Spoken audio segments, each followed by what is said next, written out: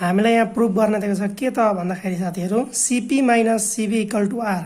हामीलाई प्रुभ गर्नुपर्ने छ Cp - Cv = R। यो एक्जाममा सोधिराख्छ र अर्को भनेको चाहिँ why Cp is always greater than Cv भनेको छ। Cp चाहिँ Cv भन्दा किन ग्रेटर हुन्छ भनेको छ। अब यसको लागि गरौँ, सुरुमा हामी यो प्रुभ दैट गरौँ।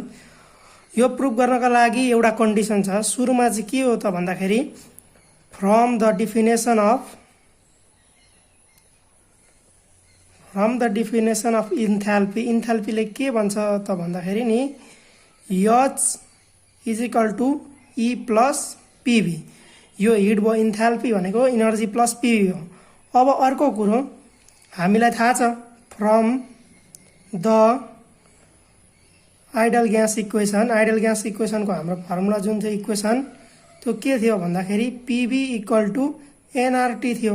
अब 1 मोल को लागि कति हुने भयो त भन्दाखेरि n भनेको मोल हैन, फर 1 मोल पीवी = RT हुने भयो। अब n भनेको 1 भएको पीवी = RT भयो। अब के हुन्छ त यो पीवी चाहिँ लगेर पीवी को ठाउँमा के पनि राखिन सक्ने भयो, RT पनि राखिन सक्ने भयो। त्यही भएर इक्वेसन 1 मा के गरौँ त since PV = RT then equation 1 becomes, equation 1 के हुने भयो भन्दाखेरि H = E + RT। यस इक्वेसन भयो। अब यो इक्वेसन भएपछि अब यसलाई के गर्नु त पीवी को ठाउँमा हामीले RT राख्यौं। अब यसलाई के गर्ने त भन्दाखेरि डिफरेन्शिएटिङ गर्दिने, differentiating the equation second with respect to temperature. टेम्परेचरलाई के गर्दिने त डिफरेन्शिएट गर्दिने। त्यसो हुँदाखेरि dH/dt = dE/dt र यो R कन्स्ट्यान्ट भएको dt/dt हुने भयो। यसो गर्दाखेरि के आउने भयो dH/dt भनेको dE/dt प्लस R मात्रै हुने भयो, dt क्यान्सल हुने भयो। यो थर्ड इक्वेसन भयो। अब के हुन्छ त भन्दाखेरि नि सिन्स यो चेन्ज हो नि त, इन्थाल्पी चेन्ज भयो, एनर्जी चेन्ज भयो, dH/dt भनेको त चेन्ज हो नि त। यहाँ पनि एनर्जी चेन्ज भयो विथ रेस्पेक्ट टु टेम्परेचर, यहाँ हिट भनेको इन्थाल्पी पनि चेन्ज भयो रेस्पेक्ट टु टेम्परेचर। अब हामीलाई के भन्छ त भन्दाखेरि फ्रम द जेनरली भन्दाखेरि के हुन्छ त यो इन्थाल्पी चेन्जलाई चाहिँ enthalpy change is measured in, enthalpy चेन्जलाई केमा मेजर गरिन्छ भन्दाखेरि at constant, in constant pressure. Enthalpy चेन्जलाई कन्स्ट्यान्ट प्रेसरमा के गरिन्छ त भन्दाखेरि मेजर गरिन्छ। र इनर्जीलाई चाहिँ केमा गरिन्छ यो चाहिँ यादै राख्नु पर्यो। Energy change is measured in, energy चेन्जलाई चाहिँ केमा मेजर गरिन्छ भन्दाखेरि कन्स्ट्यान्ट भोल्युममा गरिन्छ। दुईटा कुरो भयो। यो इन्थाल्पी चेन्जलाई चाहिँ हामीले कन्स्ट्यान्ट प्रेसरमा गरिन्छ। Generally enthalpy change is measured in constant pressure. र इनर्जी चेन्जलाई चाहिँ केमा मेजर गरिन्छ भन्दाखेरि कन्स्ट्यान्ट भोल्युम। यसको मतलब के भन्दाखेरि यो dH/dt लाई हामीले केमा कन्स्ट्यान्ट प्रेसरमा चेन्ज गरिन्छ र इनर्जीलाई चाहिँ इनर्जी चेन्जलाई चाहिँ हामी कन्स्ट्यान्ट भोल्युममा चेन्ज मेजर गरिन्छ। यो R जस्ताको तस्तै भयो। इक्वेसन 4 भयो। किन्छ भन्दाखेरि from the definition of molar heat capacity, हाम्रो एउटा छ अब definition of molar heat capacity. यसले चाहिँ के भन्छ मोलार हिट क्यापासिटी के भन्छ भन्दाखेरि एट कन्स्ट्यान्ट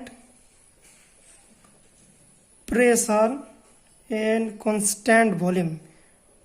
हाम्रो मोलार हिट क्यापासिटीले के भन्छ भन्दाखेरि कन्स्ट्यान्ट प्रेसर र कन्स्ट्यान्ट भोल्युममा यो जति पनि चेन्जहरू छ यसलाई लेख्न पाइन्छ। अब केमा भन्दाखेरि सीपी, dH/dt भनेको सीपी, अर्को भनेको dE/dt भनेको सीभी प्लस R भयो। अब यसमा के हुन्छ यो सीपी जस्ताको तस्तै, यो सीबी यता आयो माइनस सीबी = R। हामीले प्रुभ गर्नुपर्ने यही हो, प्रुभ सीपी - सीबी = R। अब अर्को क्वेसन पनि के सोधिन्छ भन्दाखेरि why CP is always greater than CV हैन। पहिला यसलाई हेरौँ है त। हामीले कसरी प्रुभ गर्यौं prove CP minus CV equal to R बनाइदियो from the definition of heat of enthalpy हाम्रो के छ इन्थाल्पीबाट चाहिँ डेफिनेसन अफ इन्थाल्पी भनेको चाहिँ H is equal to P plus V भइगयो सजिलो छ अब from the ideal gas equation के नगर्ने पीबी इक्वल टु एनआरटी हुन्छ 1 मोलको लागि पीबी इक्वल टु आरटी यो उडेर गयो 1 अब पीबी को ठाउँमा मैले आरटी राख्न पाएँ since PV equal to RT then equation 1 becomes PV को ठाउँमा आरटी राखिदिने H is equal to E plus RT यो कुरो सकिगयो अब यसलाई के गर्ने भन्दाखेरि डिफ्रेन्सिएट गरिदिने differentiate the equation second with respect to temperature भनेको टेम्परेचर लगाइदिने मुनि DH by DT is equal to D by DT plus R constant भइगयो डिटी बाई डिटी अब डिटी डिटी गयो 1 हुन्छ आर बाँकी रह्यो DH by DT is equal to D by DT भयो अब जेनरली अब एउटा हान्दिलो case generally enthalpy change is measured in constant pressure enthalpy चेन्जलाई चाहिँ कन्स्ट्यान्ट प्रेसरमा नापिन्छ इनर्जी चेन्जलाई चाहिँ कन्स्ट्यान्ट भोल्युममा नापिन्छ यसको मतलब डीएच बाई डिटीको P is equal to D by DT यहाँ भी राखिदिने प्लस आर जस्ताको तस्तै सक्यो अब के छ त भन्दाखेरि अब एउटा लास्ट कन्डिसन लगाइदिने from the definition of molar heat capacity के भन्छ भन्दाखेरि एट कन्स्ट्यान्ट प्रेसर र कन्स्ट्यान्ट भोल्युममा यो भनेकै सीपी इज इक्वल टु यो डी बाई डिटी भनेको सी बाहिर भयो भी प्लस आर भयो अब सीपी यो यता भन्दाखेरि minus CV equal to R कुरो सकिगयो अब सीपी चाहिँ किन सीबी भन्दा जहिले ग्रेटर हुन्छ भन्दा यहाँ देखिहाल्नु सिन्स सीपी चाहिँ केसँग इक्वल हुन्छ CP is equal to CV an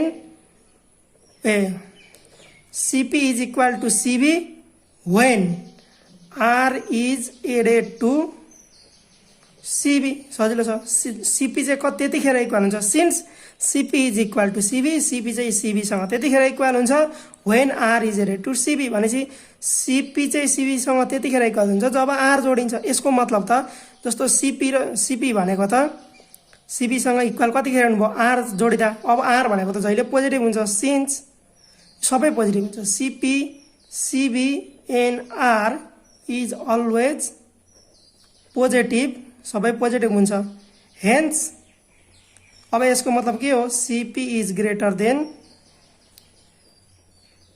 CB अब मानिलिउँ आर को भ्यालु चाहिँ माइनसमा आउँथ्यो भने त सीबी माइनस हुन्थ्यो सीपी थोरै हुन सक्थ्यो तर आर को भ्यालु त जहिले पोजिटिभ हुन्छ यिनीहरू पनि सबै पोजिटिभ भ्यालु भएपछि केही फरक परेन भनेपछि सीपी चाहिँ जहिले सीबीसँग इक्वल हुन्छ त्यतिखेर जब आर चाहिँ जोडिन्छ when since CP is equal to CV when R is equal to CB